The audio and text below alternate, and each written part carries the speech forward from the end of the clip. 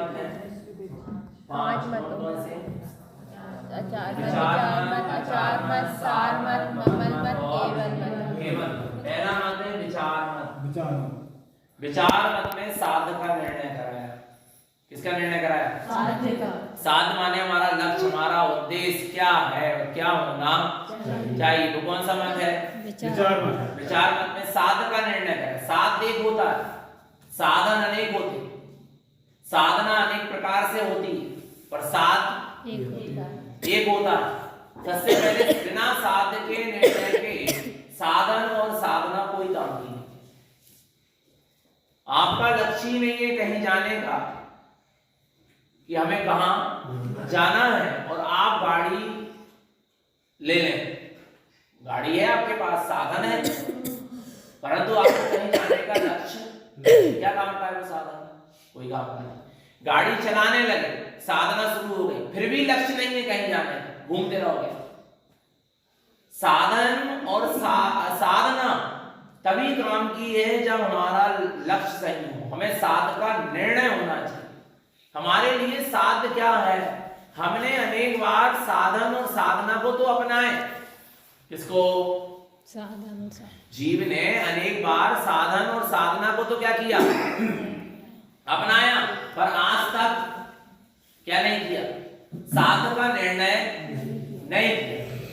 कई बार साधन मिले, सच्चे देव गुरु शास्त्र के साधन है।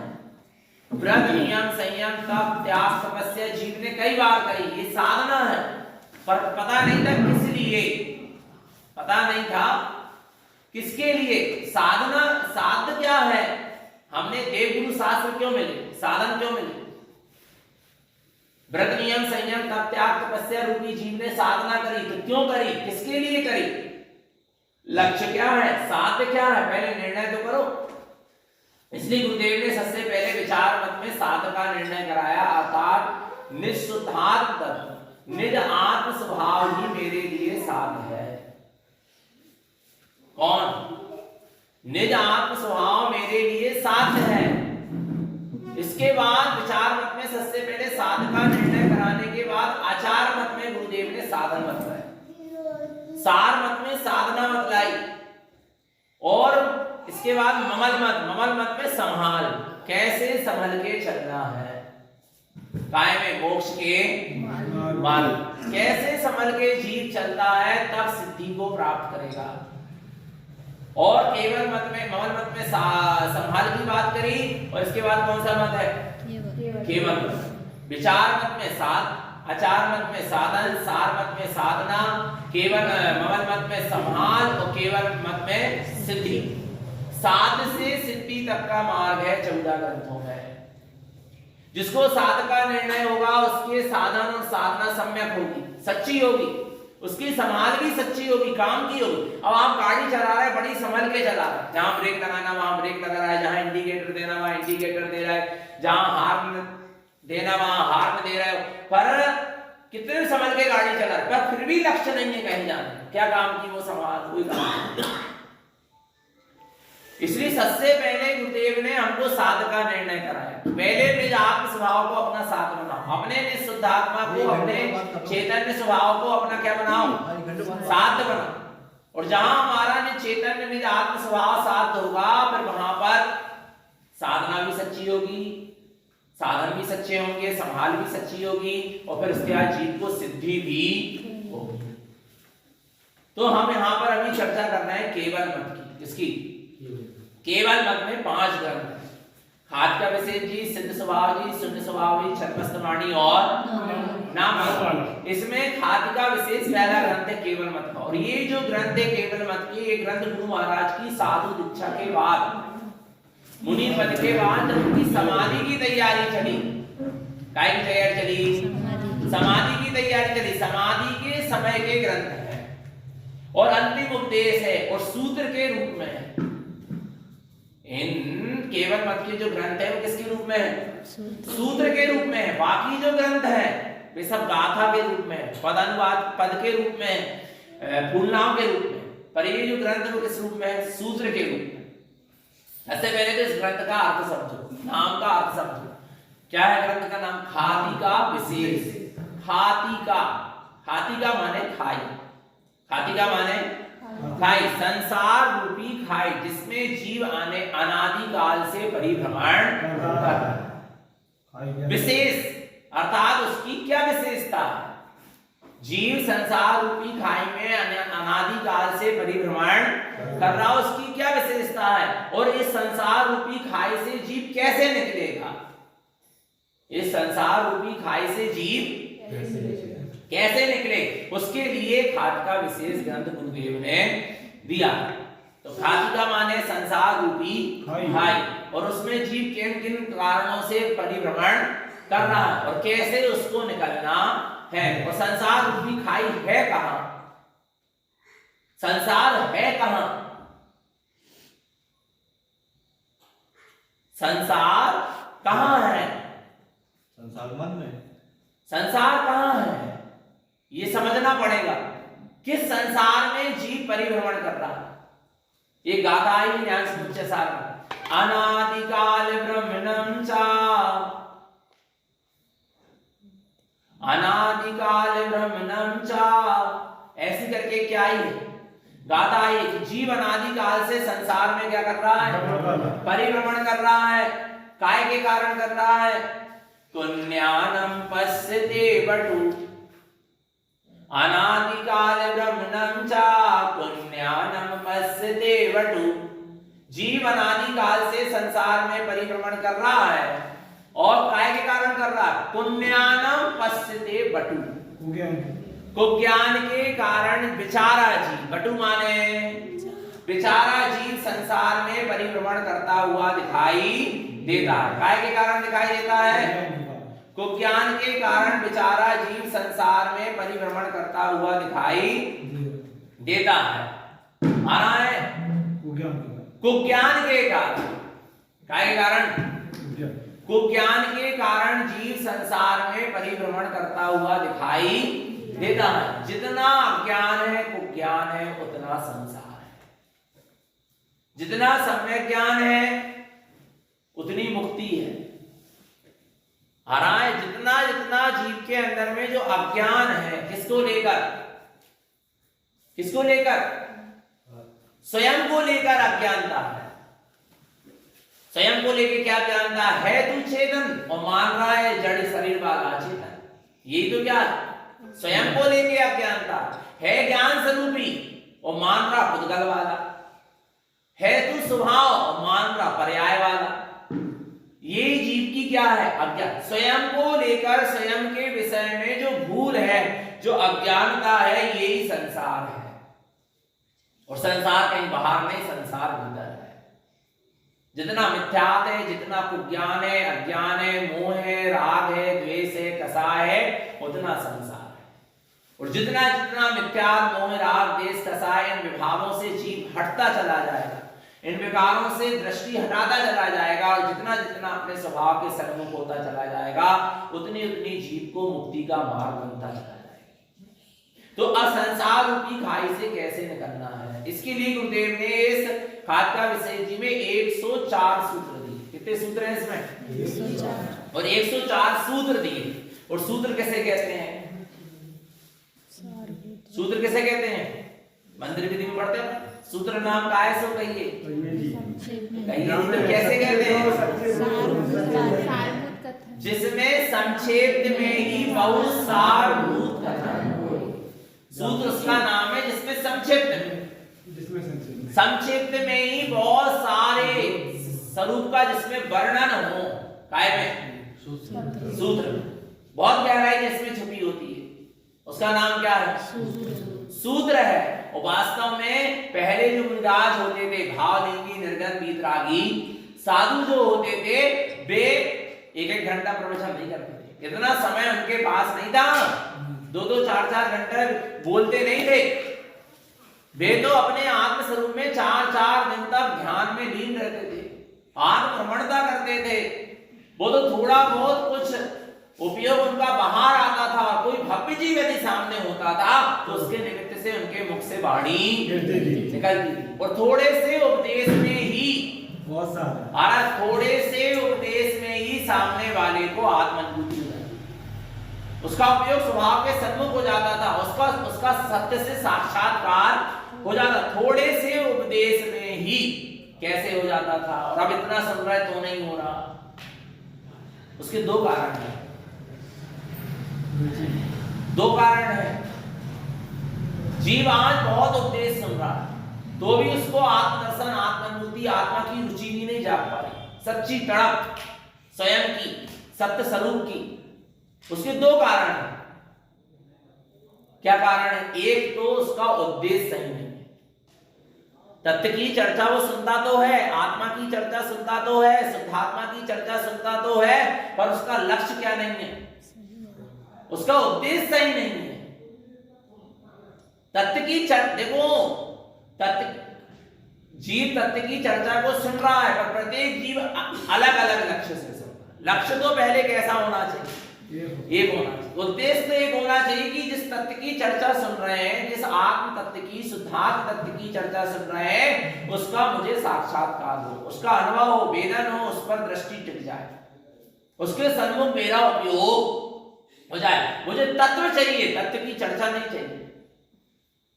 किसी का लक्ष्य तत्व की चर्चा का है, तत्व का नहीं है। किसी का लक्ष्य व्यवहार में माना कि भैया जी आए इसलिए हमें प्रवचन सुनना, अरे हम समाज के बंधु हैं इसलिए आकर यहाँ पर बैठना है, नहीं तो लोग क्या कहेंगे।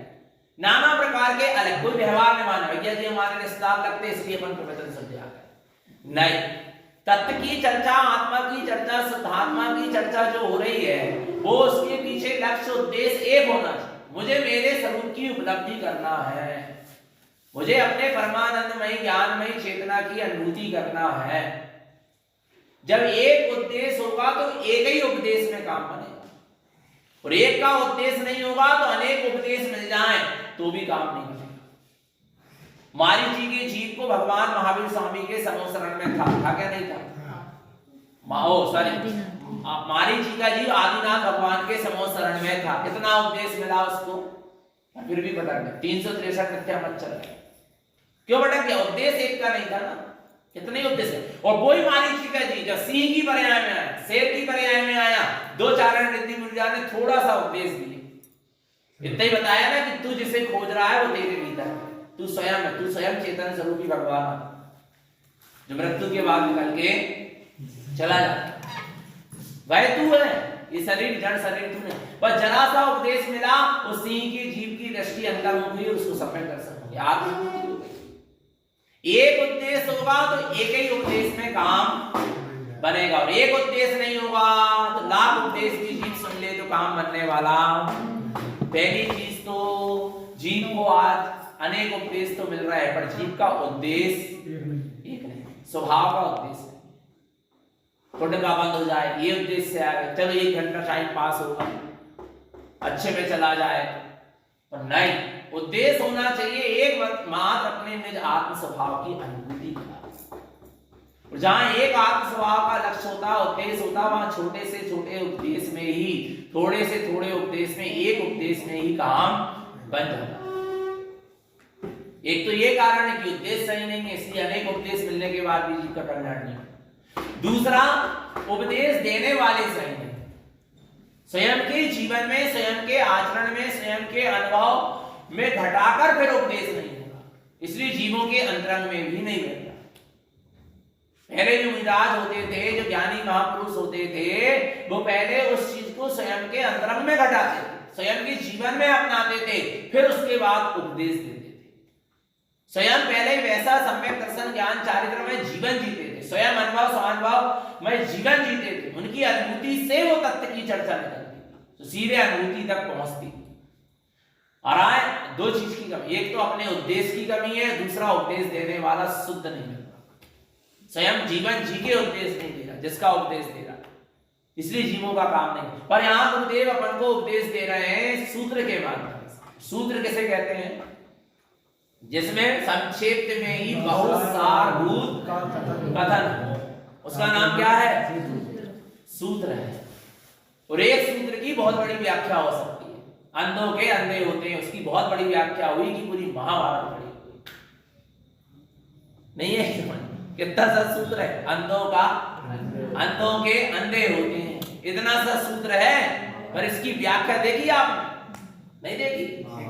पूरा हरिवंश पुराण लिखा गया, पूरी महाभारत खड़ी हो गई। विचार करो आप, नहीं आ रहा समझ में?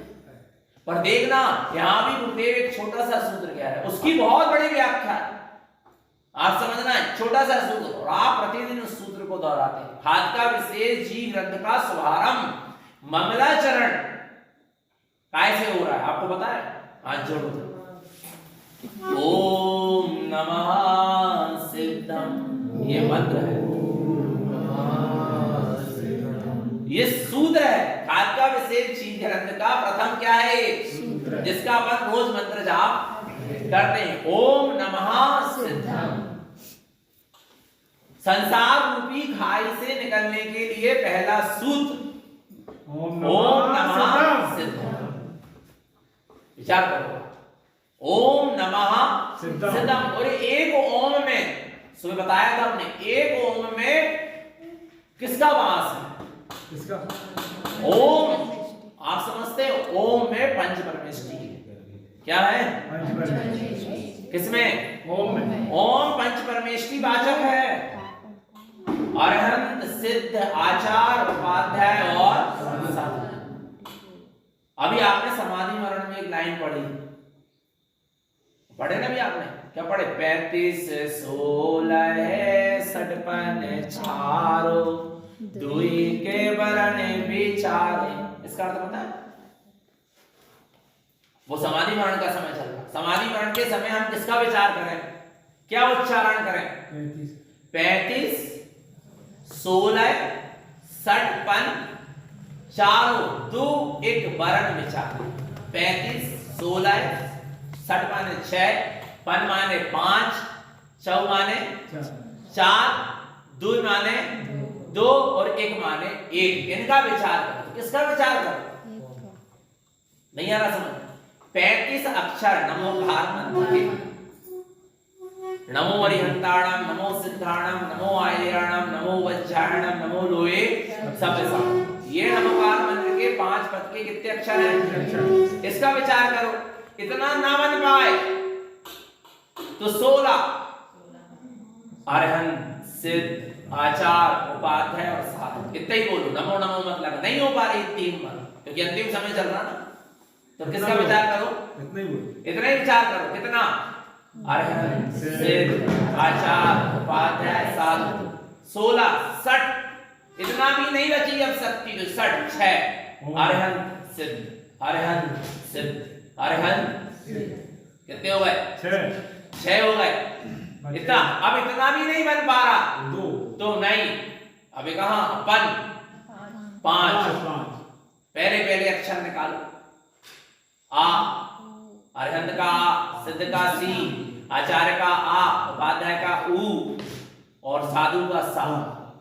आ सी आ ऊ सा, आ सी आ ऊ सा नमा पहले जाप की जाती थी। किसकी? आ सी आ ऊ सा, आ सी आ ऊ सा नमः, आ सी आ ऊ सा नमः। माने हम 5 परमेष्टि को नमस्कार करते हैं। फिर इतनी भी नहीं बची शक्ति, तो फिर क्या करो? चौ 5 से कितने में आ गए? 4 में। कितने का विचार करो? 4। कौन से? अरहंत सिद्ध। वो अरहंत अरहंत अरहंत अरहंत अरहंत 4 अक्षर है ना? अरहंत 4। फिर 2 एक विचार है, 2 सिद्ध सिद्ध सिद्ध सिद्ध सिद्ध में 2 ही अक्षर, सिद्ध सिद्ध। और एक विचार हो। अब इतनी भी हिम्मत नहीं बची तो 1 ओम आ रहा है। किसका विचार करो? ओम आ रहा है। ओम। अब ओम में 5 परमेष्टि है। आ से अरहंत, फिर आ जोड़ो तो आ शरीरी सिद्ध। सिद्ध कैसे होते हैं? आ शरीरी सिद्ध। तो आ छोटा मिलके क्या बन गया? बड़ा। आ प्लस आ क्या हो गया? बड़ा। तो बड़ा आ से क्या हो गया? आचार। ऊ, ओम में ऊ है क्या? नहीं। उपाध्याय। और मां ओम, मां में क्या हो गए? मुनिराज। एक ओम के स्मरण से 5 परमेष्टि का स्मरण होता है। और ये 5 परमेष्टि पद कहां से प्रकट होते हैं? आत्मा से। कहां से? आत्मा से। आत्मा से तो होंगे ना, सब आत्मा से होते हैं। पंच परमेष्ठी पद जो प्रकट हुआ है वो कहां से हुआ है? आत्मा से। आपको पता है ये ओम नमः सिद्धम कहने में पूरे 9 ग्रंथ लिखा है, तब जो ओम नमः सिद्धम प्रकट हुआ। नहीं है माला रोहन पंडित पूजा कमलवस्ती श्रापाचार ज्ञान समुच्चय सार उद्देश्य सार प्रभंगी सार 24 ठना और ममल पावन, इतनी साधना करी तब ओम नमः सिद्धम प्रकट हुआ। नहीं आ रहा? और शुरुआत कहां से हुई थी ओम नमः सिद्धम की? पहली गाथा पढ़ो माला रोहन की, ओंकार वेदन्ति सुधात्मकत्वं प्रणमामि नित्यं तत्त्वार्थ साधनं ज्ञानमयं सम्यक् दर्शनेत्वं सम्यक् चरणं चैतन्य रूपम्। जिसने ये माला रोहण की पहली गाथा की साधना करी उसको ओम नमः सिद्धम प्रकट हुआ। ऐसे प्रकट नहीं हो गया, अपन तो कह दे रहे हैं मुख से, आ रहा है ओमकार। ओमकार क्या? ओमकार और ओमकार में बहुत अंतर है। नहीं कोई फर्क है? ओमकार और ओमकार। ओमकार, ओमकार में 5 परमेष्ठी पद हैं, पर ये 5 परमेष्ठी पद जहां से प्रकट हुए उसका नाम क्या है? ओमकार। ओमकार बोलोगे नाभि कमल से खिंचाओ, और ओमकार बोलोगे हृदय और कंठ से खिंचाओ।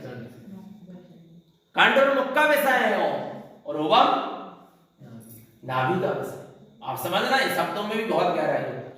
ओमकार पंच, ओमकार में 5 परमेष्ठी हैं, पर 5 परमेष्ठी जिसमें स्थित है उसका नाम ओमकार है। 5 परमेष्ठी कहां स्थित है? अपने सिद्ध स्वरूप में, अपने शुद्ध स्वरूप में, अपने मंगलमय ममल स्वरूप में, अपने निजात्म स्वभाव में, निस्सुद्धात्म स्वभाव में ही स्थित है। और जिन्होंने आत्म स्वभाव की साधना करी है उनको अरहंत सिद्ध आचार्य उपाध्याय साधु पद प्रकट हुए।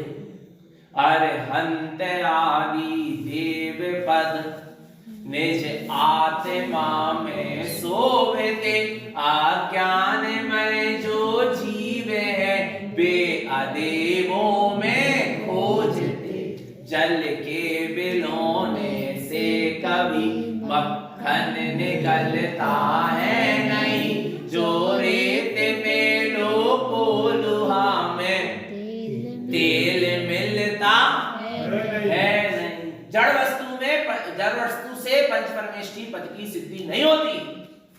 जड़ वस्तु में पंच परमेष्ठी पद प्रकट नहीं होता। ये पंच परमेष्ठी पद कहां शोभते हैं? अरहंत आदि देव पद निज आत्मा में शोभते। जिनने आत्म स्वभाव की साधना करी है उनको ये साधु उपाध्याय आचार अरहंत और सिद्ध पद क्या हुए? प्रकट। जिनने अपने स्वभाव की क्या करी है? साधना, उनको पंच परमेष्ठी पद प्रकट हुआ। माने आत्मा में ही पंच परमेष्ठी पद प्रकट करने की शक्ति है।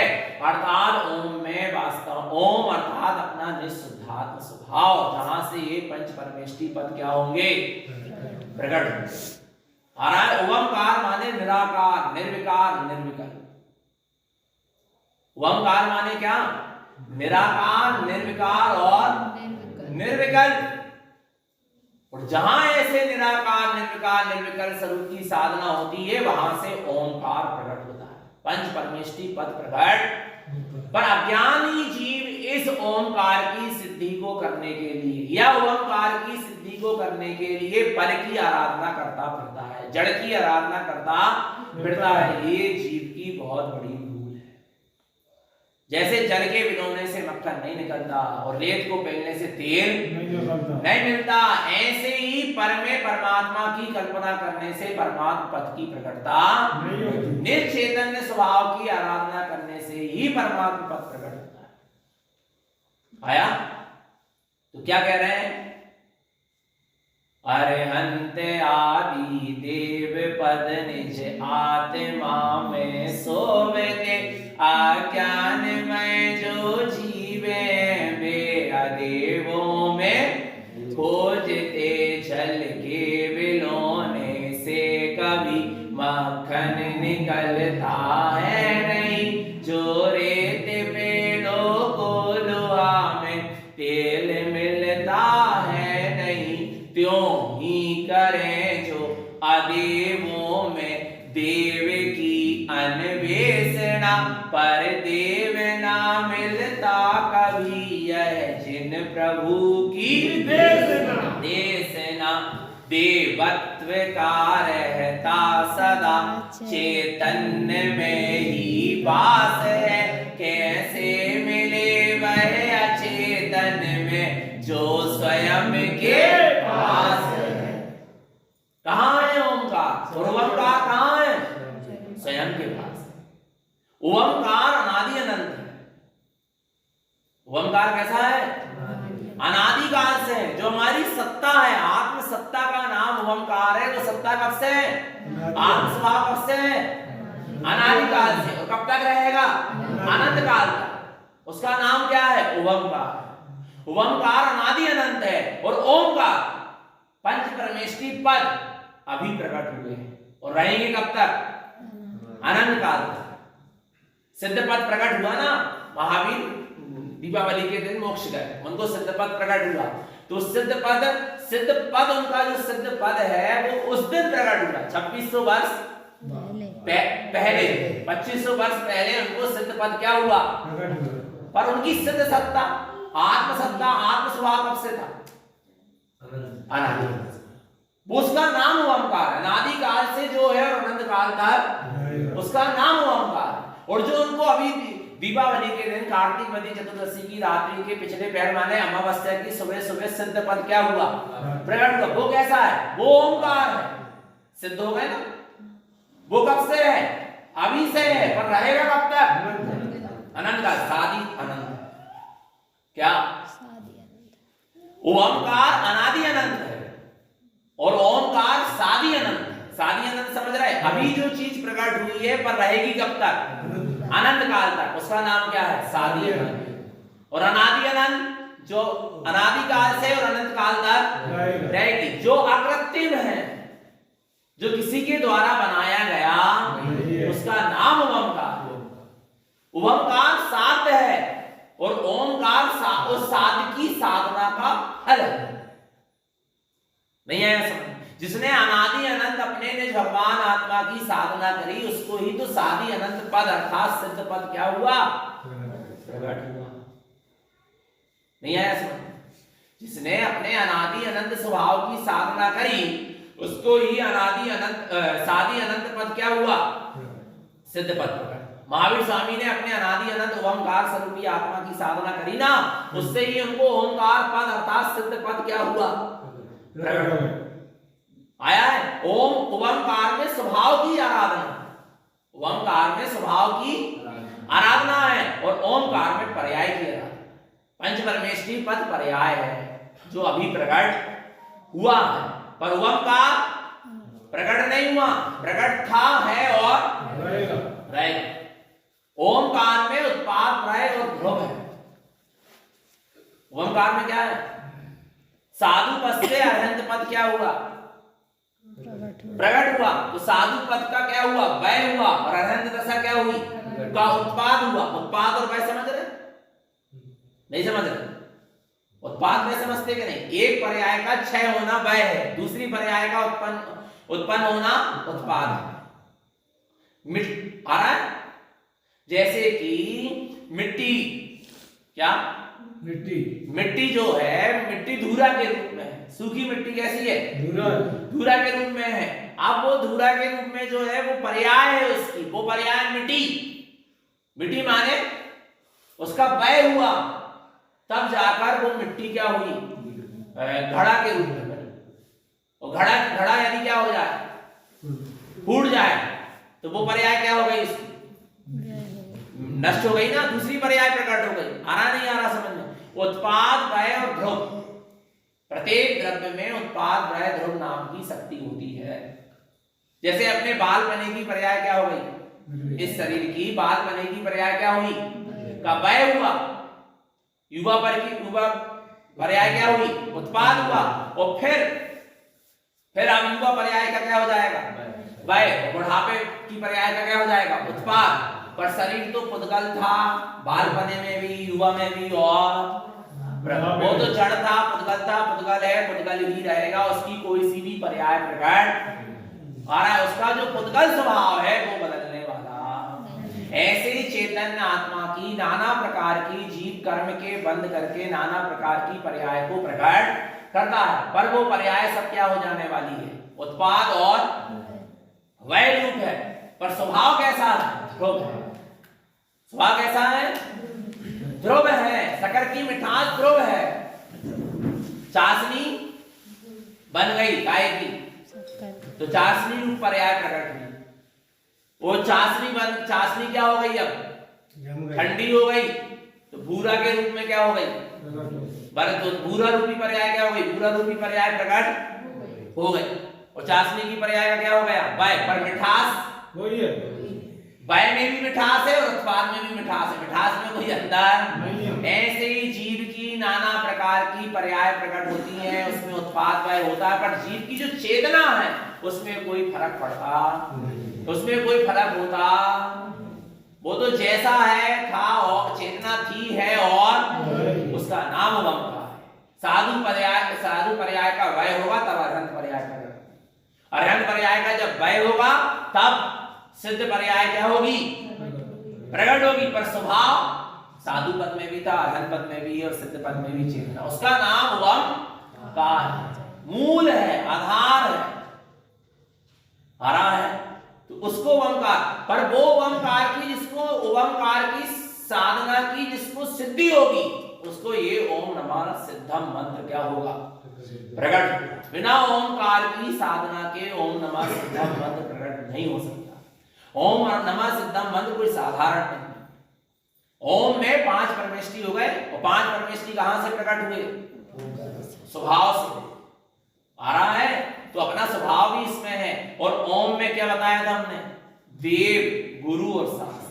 देव, अरहंत और सिद्ध कौन है, 5 परमेष्टि है ना ओम में, अरहंत सिद्ध कौन है, देव है, और आचार्य उपाध्याय साधु कौन है, गुरु है। तो ओम में देव भी हैं सच्चे और गुरु भी हैं सच्चे, और ओंकार ध्वनि अगम अपार,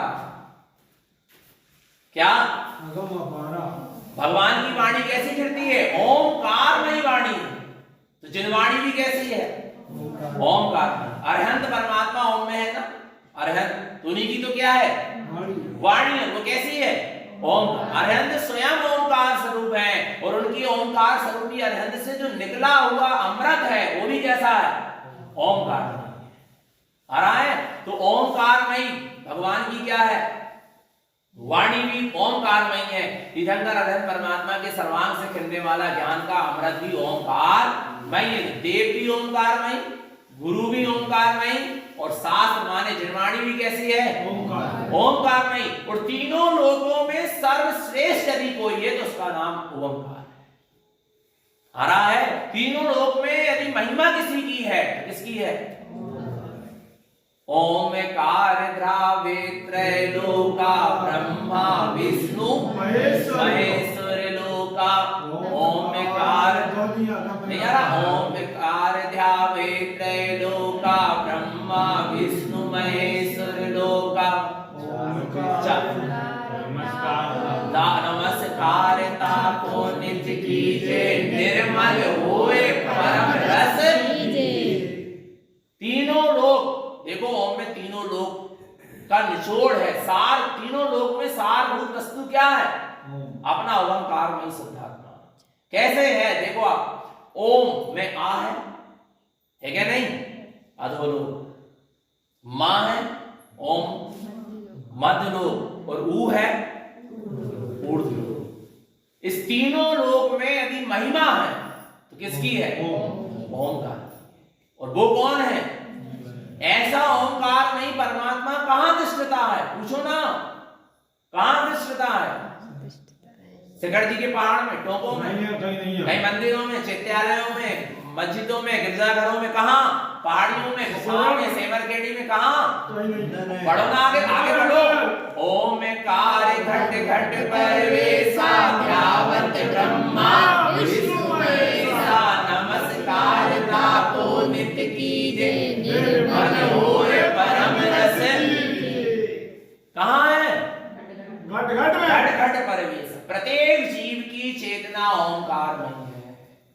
प्रत्येक जीव का स्वरूप ओंकार मय है।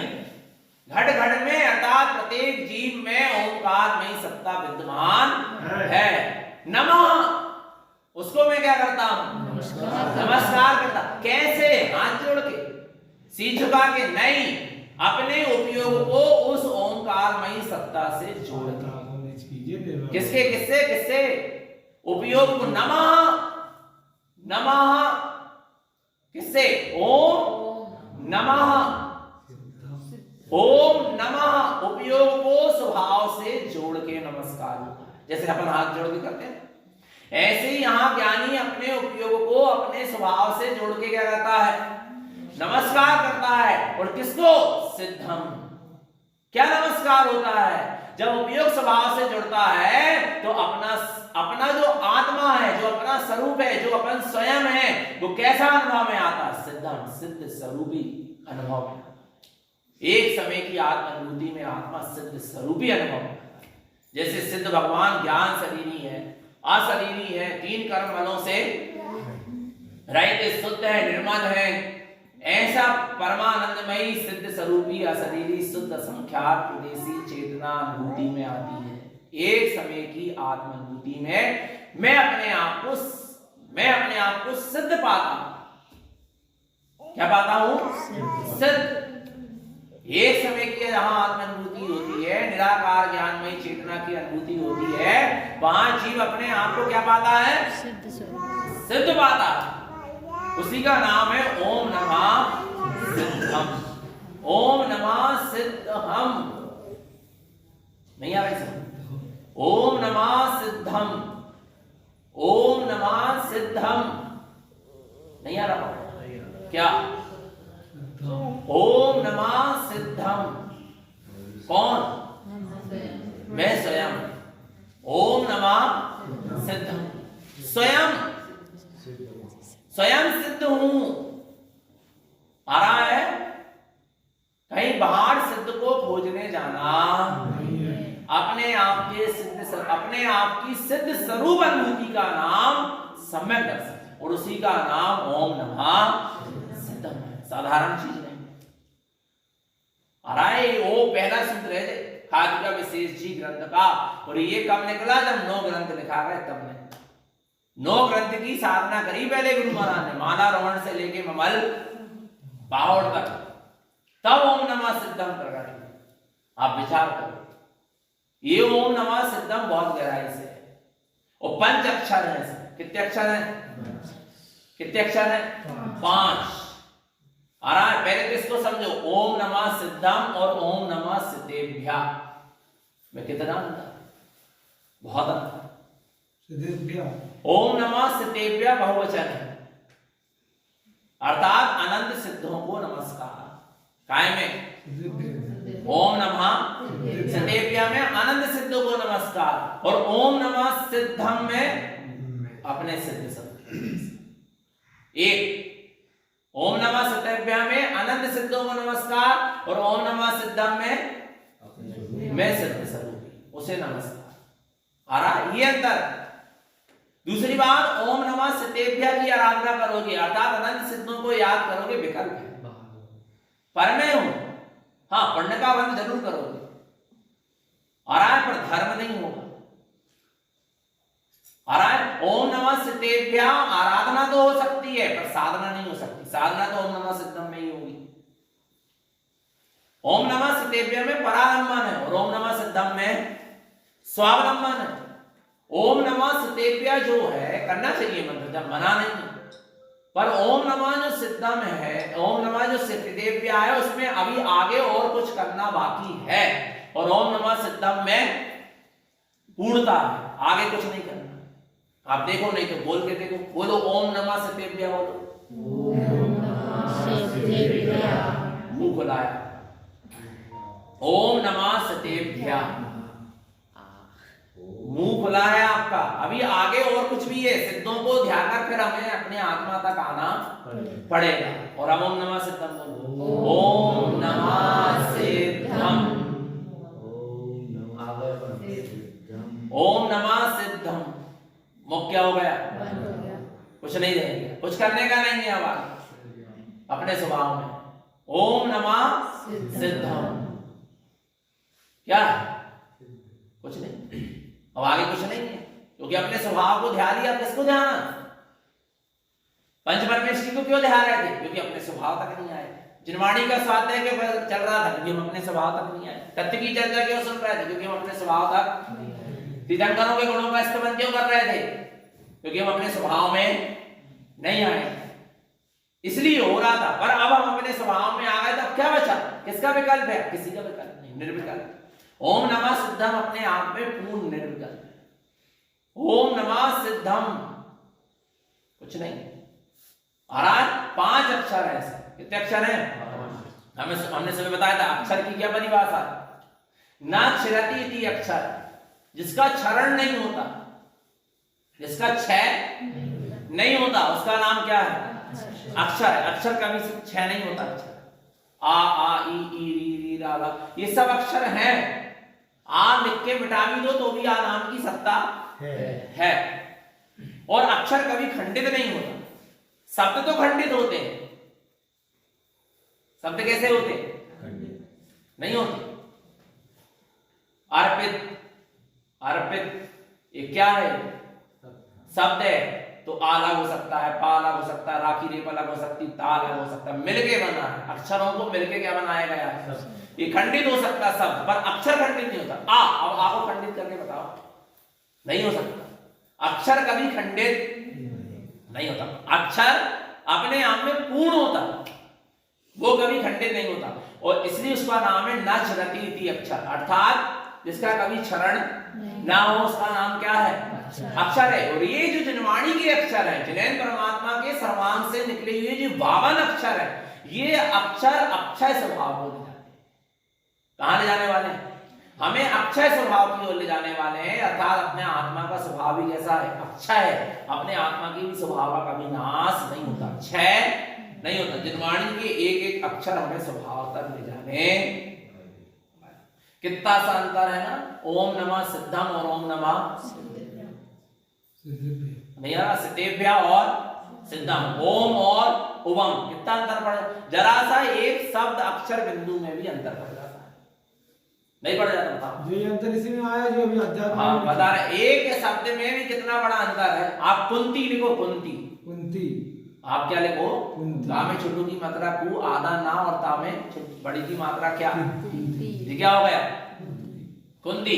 अब जो ना की मुंडी घूमी है ना, ना की आधे ना की मुंडी है ना, वो मुंडी को अलग कर, अलग कर दो। तो क्या बचा?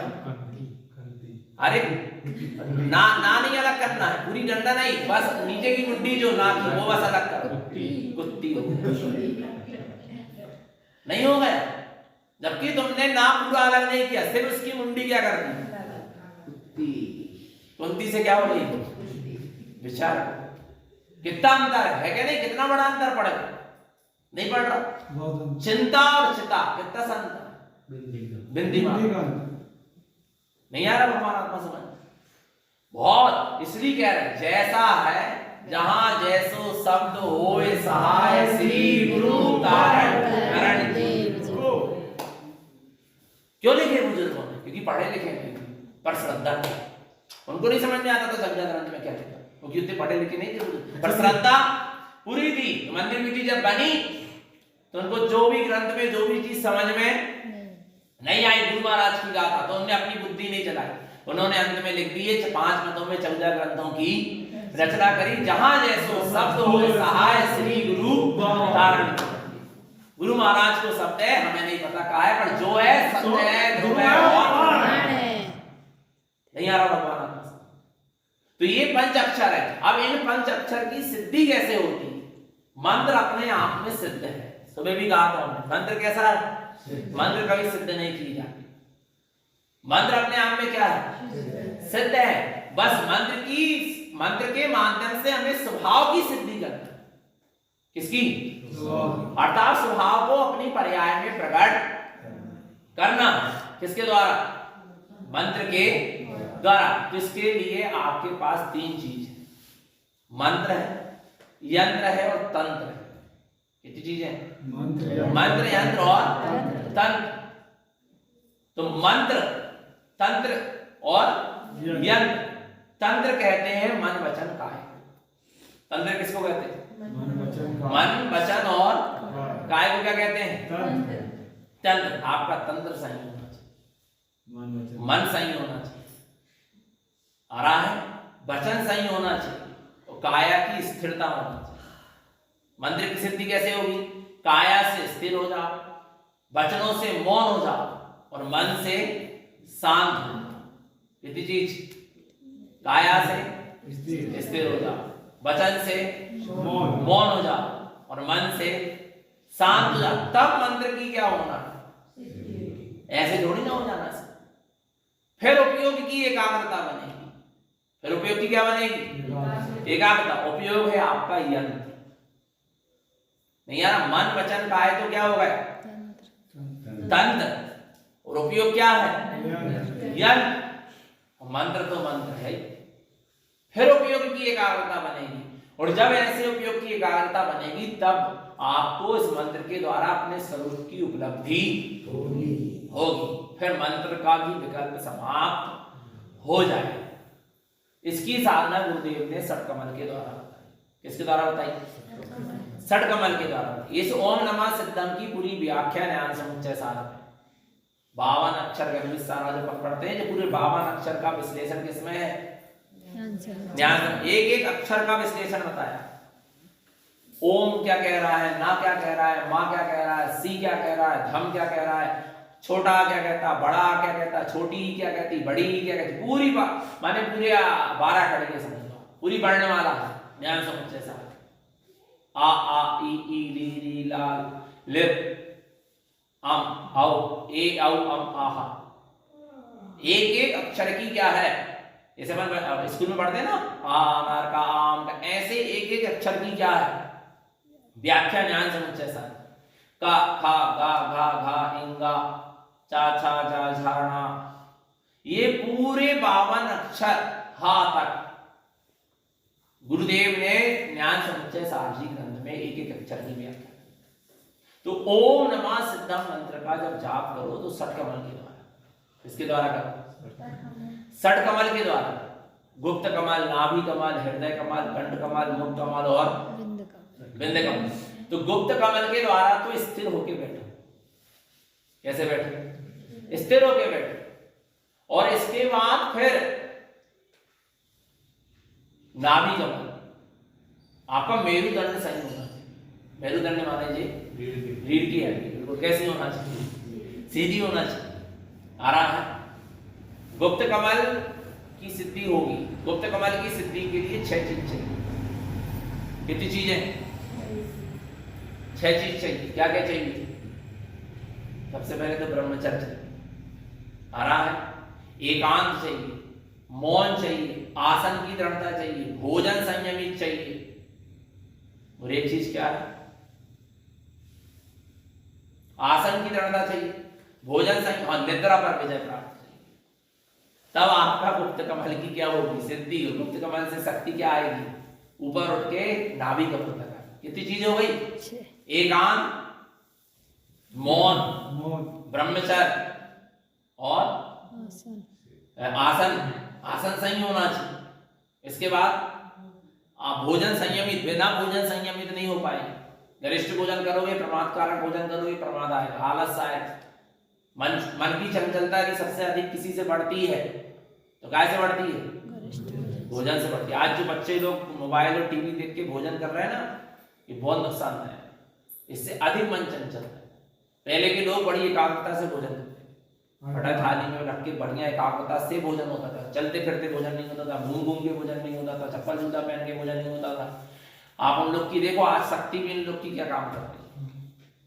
भोजन जिस भावना से, जिस परिणाम से भोजन करते समय जैसे परिणाम, जैसे भावना चलती है, पूरा भोजन से वैसा रस पूरे शरीर में जाता है, फिर वैसे ही परिणाम जीव के होते हैं। जब तो कहा जैसा खाओ अन्न वैसा होवे मन। बहुत फर्क आ रहा है। इसलिए भोजन भी संयमित होना चाहिए और निद्रा पर विजय प्राप्त होना चाहिए। जिसको निद्रा पर विजय प्राप्त नहीं है उसको गुप्त कमल की सिद्धि नहीं। कितनी चीज चाहिए? षटकमल की साधना। एकांत, मौन, ब्रह्मचर्य, आसन की दृढ़ता, भोजन संयमित होना चाहिए और निद्रा पर विजय प्राप्त होना चाहिए। अब देखो कैसे करो, अपन ओम नमः सिद्धम की जाप रोज करते, करना भी चाहिए, पर कुछ अभ्यास ऐसा करें कि गुप्त कमल से तो अपन स्थिर होके बैठे। इसके बाद ओम नाभि कमल, कहाँ नाभि कमल, फिर ना 5 अक्षर है ना, ओम ना, ना कहाँ हृदय कमल, फिर इसके बाद मा कहाँ कंठ कमल, सी कहाँ मुख कमल, धम्म कहाँ बिंद कमल।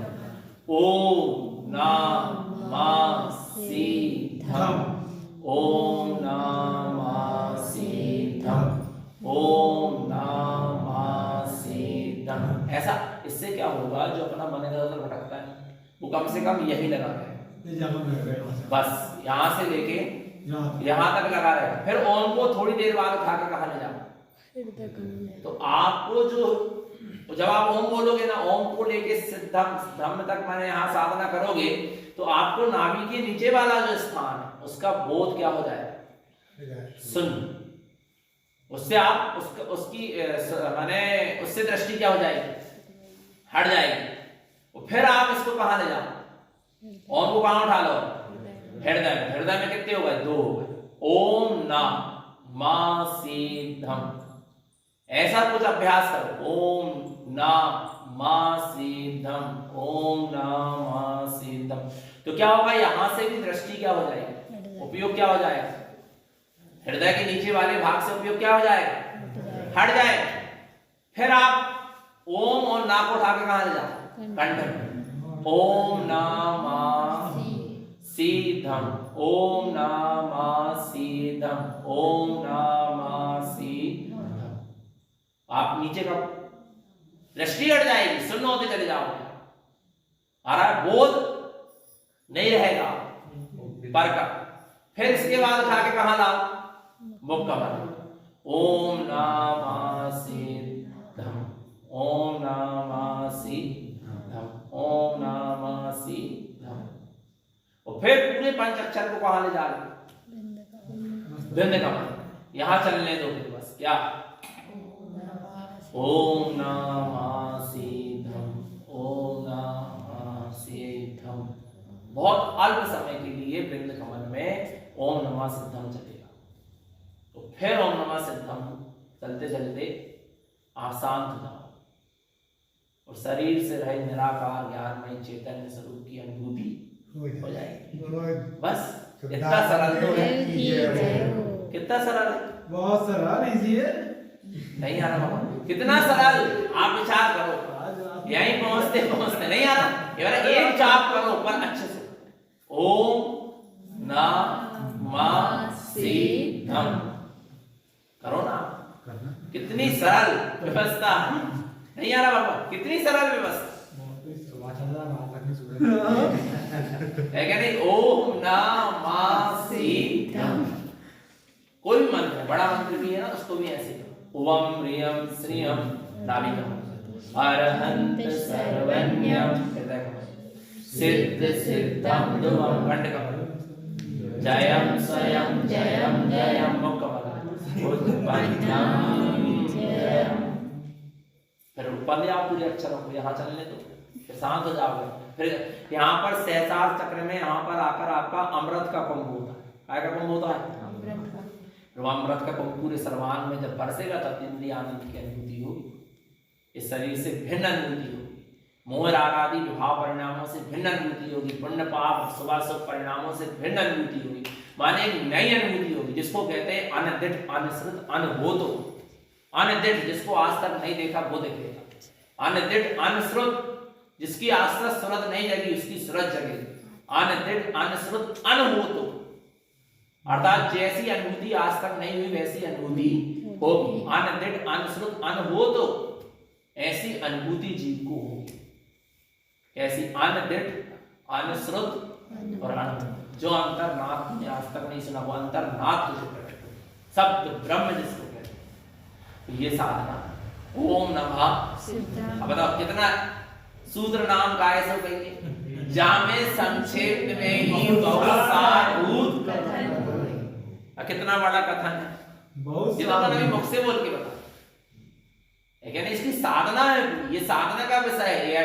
ये कोई ओम नमः सिद्धम उच्चारण का विषय नहीं है, आचरण का विषय, चर्चा का विषय नहीं है, चर्या का विषय आया। ऐसे ओम नमः ओवन सिद्ध नमो नमः मंत्र, उसको भी ऐसे पढ़ो, ओम नमः ओवन सिद्ध नमो नमः, जय सुन समाधि उत्पन्न साहि, ये मंत्रों के षट कमल के द्वारा। पर नमोकार मंत्र की कमल अलग है।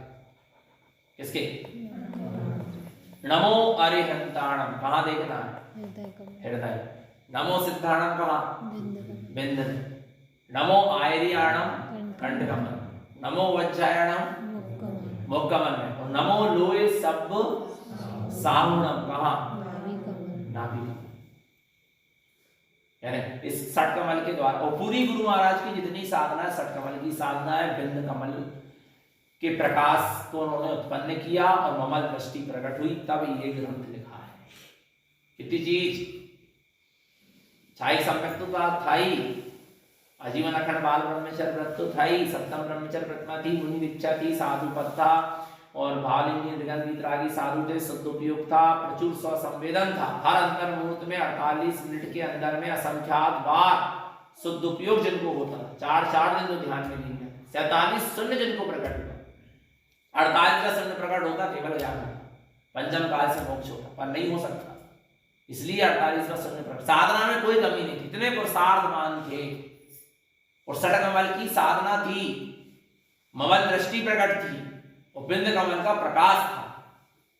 तुम कह रहे थे अब इस तरफ लाइट लगा दो, दिखने लगे तो, ऐसे गुरु महाराज को किसी भी पर के प्रकाश की आवश्यकता नहीं थी। बिंद कमल के प्रकाश में 14 ग्रंथ लिखा, इतनी साधना गुरु महाराज की थी, तब ये 14 ग्रंथ लिखा। अपन कैसे एक बिंदी मात्रा आगे पीछे कर सकते? नहीं कर सकते। विचार करो आप, इतना पुरुषार्थमान, इतने पुरुषार्थवान थे गुरु महाराज। और अपना तो अभी पुरुषार्थ माने अंश मात्र नहीं, अंश का अंश मात्र नहीं, इसका अंश भी नहीं है। विचार करो। 47 शून्य मतलब 47 मिनट नहीं, 47 शून्य माने 47 शून्य की स्थिति अलग चीज है, 47 मिनट से मतलब नहीं है। लेकिन 48 मिनट केवल यहाँ होता है, नहीं, केवल ज्ञान होता है एक ही समय में। 48 मिनट तक तो स्वरूप में स्थिरता होती है, और केवल ज्ञान की जो घटना घटेगी वो तो एक ही समय में घटेगी ना, नहीं है समझ। केवल ज्ञान होगा कितने समय में? एक समय। पर उसके लिए शुद्ध उपयोग की रमणता कितने मिनट की चाहिए? 48 मिनट। यदि शुद्ध उपयोग 48 मिनट तक रेगुलर बना रहा, किंचित भी इसमें अंतराल नहीं पड़ा, अभी भी किसी भी जीव को, तो केवल ज्ञान नियम से होगा, लेकिन अंतराल पर पड़ेगा। पंचम काल है, अंतराल क्या होगा? पड़ेगा, नियम से पड़ेगा। श्रावक तो पड़ेगा ही पड़ेगा, अंतराल ही अंतराल। साधु को ही ये सिद्धि हो सकती है, जो पाप परिग्रह से निर्गत भावलिंगी वीतरागी साधु है, उनको ही ये सिद्धि है। बाकी थोड़े थोड़े तक तो सब पहुंच सकते हैं, एक समय की अनुभूति तो सबको हो सकती है, पर वो निर्विकल्प अनुभूति की निरंतरता साधु को ही होगी, क्योंकि वो ही निर्विकल्प है ना, समस्त पाप परिग्रह से रहे। जब तो तीर्थंकर के पास क्या कमी थी, फिर भी सब छोड़ के जंगल चले गए, गुफाओं में, पहाड़ों में चले गए, एकांत में चले गए, मौन हो गए। केवल ज्ञान के लिए पूरी मौन की साधना चाहिए। ज्ञान जो जितना अधिक मौन रहेगा उसका ज्ञान उतना विकसित होगा, क्योंकि तीर्थंकर आपको पता भगवान की वाणी गिरती है, सर्वज्ञ हो जाते हैं। सर्वज्ञ हो जाते माने सर्वज्ञ माने 3 लोक के ज्ञाता दृष्टा हो जाते। कितना ज्ञान प्रकट हो गया उनको, एक समय के ज्ञान की पर्याय में केवल ज्ञानी भगवान को तीनों लोक के समस्त द्रव्य गुण और पर्याय क्या होते हैं? सकल द्रव्य के गुण अनंत पर जाए अनंता, जाने एक ही काल प्रकट केवल भगवंता। एक समय में केवल ज्ञान में तीनों लोक के समस्त द्रव्य गुण और पर्याय एक साथ एक समय में झलक रहे। इतना ज्ञान विकसित होता, कैसे होता आपको पता है?